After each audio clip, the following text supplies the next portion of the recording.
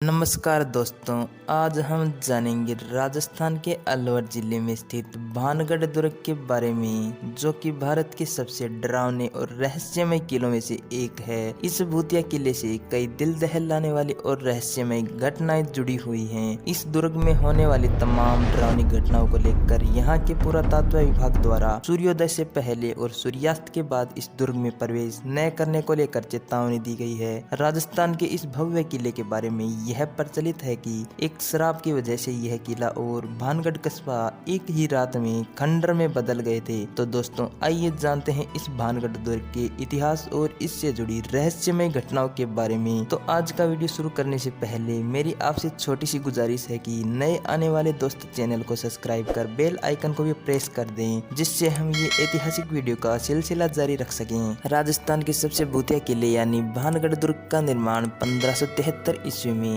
आमेर के राजा भगवत दास ने करवाया था। इसके निर्माण के करीब 300 साल तक यह दुर्ग आबाद रहा था। फिर बाद में करीब 1613 ईस्वी में माधो सिंह जी ने इसे अपना रिहाइश बना लिया था। आपको बता दें कि माधो सिंह जी मुगल सम्राट अकबर के 9 रत्नों में से एक और आमेर के मशहूर मुगल सेनापति मान सिंह के छोटे भाई थे। उस दौरान भानगढ़ अपने आप में एक समृद्ध और संपन्न राज्य था, जिसके वैभव की चर्चा आसपास के कई राज्यों और रियासतों में भी थी। इस किले की भव्यता और आकर्षक की वजह से कई बड़े बड़े राजा इस पर अपना अधिकार जमाने की चाहत रखते थे। इस किले के अंदर बनाए गए अति आकर्षक मंदिर, भव्य महल और आलीशान कमरे इनकी सुंदरता को और अधिक बढ़ाते हैं। राजा माधो सिंह की मृत्यु के बाद इस दुर्ग पर छत्र सिंह ने अपना अधिकार जमा लिया था। इसके बाद छत्र सिंह के तीसरे पुत्र हरि सिंह को 1722 ईस्वी में भानगढ़ का शासक बनाया गया तथा इसके बाद से इस राज्य का वास्तविक पतन होना शुरू हो गया था। वहीं इसी दौरान किले के सबसे क्रूर माने जाने वाले मुगल शासक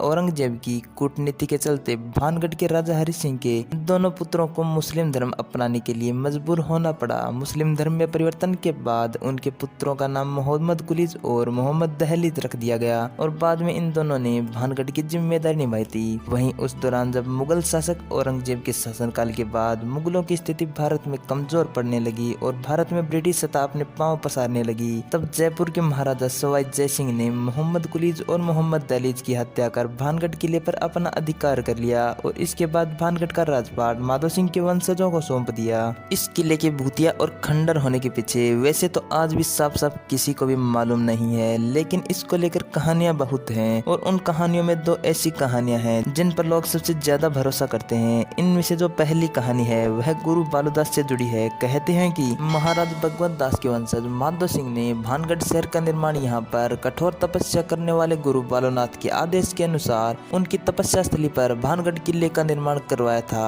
हालांकि गुरु बालूनाथ ने इस शर्त के मुताबिक शहर का निर्माण करने की इजाजत दी थी कि किले की परछाई किसी भी हालत में उनकी तपस्थली पर न पड़े। यदि ऐसा हुआ तो भानगढ़ खंडर में बदल जाएगा। महाराज भगवत दास ने तो भानगढ़ किले के निर्माण के दौरान गुरु बालूनाथ के वचनों की मर्यादा रखी, लेकिन उनके वंशज माधो सिंह ने गुरु बालूनाथ के वचनों को न मानते हुए भानगढ़ किले की ऊपरी मंजिल का निर्माण करवा दिया। इस साल भानगढ़ के दुर्ग का निर्माण कार्य तो पूरा हो गया, लेकिन दुर्भाग्यवश किले की ऊंचाई के कारण गुरु बालूनाथ की तपस्थली पर इस किले की परछाई पड़ गई। ऐसा होने पर गुरु बालूदास गुस्से से आग बबूला हो गए और उन्होंने क्रोधित होकर श्राप दे दिया कि भानगढ़ का किला आबाद नहीं रहेगा और फिर बाद में गुरु बालूनाथ के श्राप से भानगढ़ का किला खंडर में बदल गया। दोस्तों, अब बात आती है दूसरी कहानी की, जिस पर लोग सबसे ज्यादा विश्वास करते हैं। वो कहानी जुड़ी है एक राजकुमारी से। कहते हैं कि जब एक वक्त भानगढ़ बहुत ही आबाद और खुशहाल हुआ करता था, तब इस किले में एक राजकुमारी रहा करती थी जिसका नाम था रत्नावती। राजकुमारी रत्नावती बहुत ही खूबसूरत थी और उसकी सुंदरता के चर्चे दूर दूर तक फैले थे, जिसकी वजह से भारत के कई नामी और बड़े बड़े राजा राजकुमारी रत्नावती से विवाह करना चाहते थे। एक बार जब राजकुमारी रत्नावती अपनी दासियों के साथ इत्र लेने बाजार गई तो उस दौरान उसी राज्य में रहने वाले सिंधु सेवड़ा नामक एक तांत्रिक की नजर राजकुमारी रत्नावती पर पड़ी और वह भी राजकुमारी के आकर्षक और सुंदर रूप को देखकर मोहित हो गया और फिर उसने राजकुमारी रत्नावती को पाने की इच्छा को लेकर और राजकुमारी को अपने वश में करने के लिए उस तांत्रिक ने काला जादू कर दिया। उस तांत्रिक ने राजकुमारी को किसी भी हाल में पाने के लिए उस इत्र की शीशी को काले जादू से मंत्रित कर दिया, जिससे राजकुमारी रत्नावती ने पसंद किया था। लेकिन राजकुमारी उस तांत्रिक के छल को समझ गई, जिसके बाद रत्नावती ने उस इत्र की शीशी को एक बड़े से पत्थर और चट्टानों में गिरा दिया, जिसके बाद काले जादू के प्रभाव की वजह से बड़ी सी चट्टान तांत्रिक सिंधु सेवड़ा की तरफ आने लगी। वहीं तांत्रिक ने अपनी मौत से पहले ये श्राप दे दिया कि इस नगर में रहने वाले सभी लोग जल्द ही मर जाएंगे और उन सभी की आत्माएं इस किले में हमेशा भटकती रहेंगी। इसके बाद वह तांत्रिक भी चट्टान के नीचे दबकर मर गया। वहीं स्थानीय लोगों की माने तो तांत्रिक की मौत के कुछ दिनों बाद ही भानगढ़ और अजबगढ़ के बीच भीषण युद्ध हुआ। इस युद्ध में हजारों की संख्या में लोग मारे गए और भानगढ़ पूरी तरह नष्ट हो गया। यही नहीं, तांत्रिक के श्राप के कुप्रभाव के कारण राजकुमारी रत्नावती भी नहीं बच सकी। इसके बाद से भानगढ़ हमेशा के लिए खंडर में बदल गया और लोगों का मानना है कि आज भी इस दुर्ग में आत्माओं का डेरा है। यही कारण है कि यह भारत के सबसे रहस्यमय और भूतिया किलों में से एक है। भानगढ़ किले के बारे में सिर्फ जानकारी देने के उद्देश्य से यह वीडियो बनाया गया था। आप इस पर विश्वास करें या अंधविश्वास, ये आप पर निर्भर करता है। तो दोस्तों, फिलहाल आज का वीडियो यहीं समाप्त करते हैं। वीडियो पसंद आने पर न सिर्फ लाइक करें बल्कि चैनल को सब्सक्राइब कर अपने दोस्तों के साथ जरूर शेयर करें।